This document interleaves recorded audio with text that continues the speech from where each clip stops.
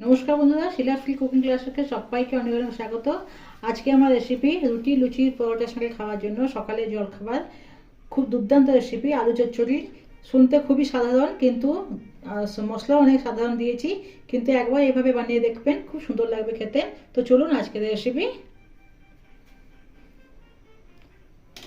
না কাটাকাটি ঝামেলা, না বাটাবাটি ঝামেলা, দু তিনটে কিছু ঘরে হাতে কাছে থাকা জিনিসে মশলাতেই আমি আজকে রান্না করবো। আর দুর্দান্ত স্বাদের একটা রেসিপি, যেটা কি রুটি লুচি যে কোনো স্বাদের জলখাবারের সঙ্গে তোমরা সব খেতে পারবে। তার জন্য এখানে আমি সর্ষের তেল নিয়েছি, আর এখানে সর্ষের তেল গরম হয়ে গেলে দিলাম অল্প কিছু কালো জিরে।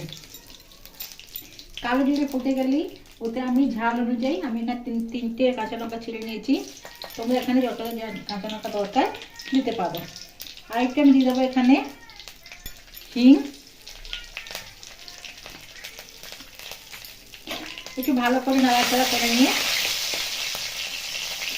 এতে আমি দিয়ে দেবো কিছু কেটে রাখা ছোটো ছোটো আলু।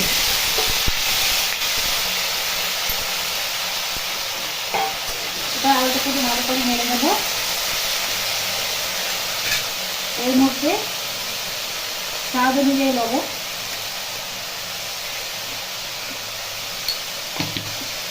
আর একটু একটু হলুদ।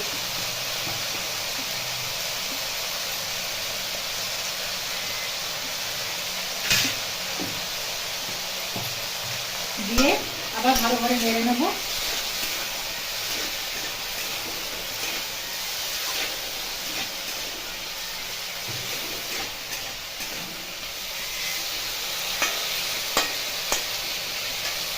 এরপর এর মধ্যে ছোট ছোট কেটে রাখা কিছু টমেটো আর দু চারটে কড়াইশুঁটি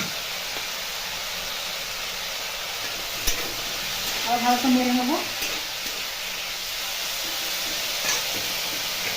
দিয়ে দেবো অল্প একটু চিনি,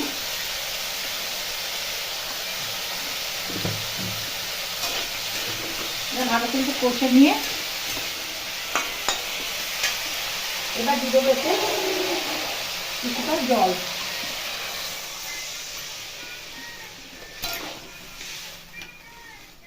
এবারে চাপা দিয়ে সেদ্ধ হওয়া অবধি এটাকে চাপা দিয়ে দেবো।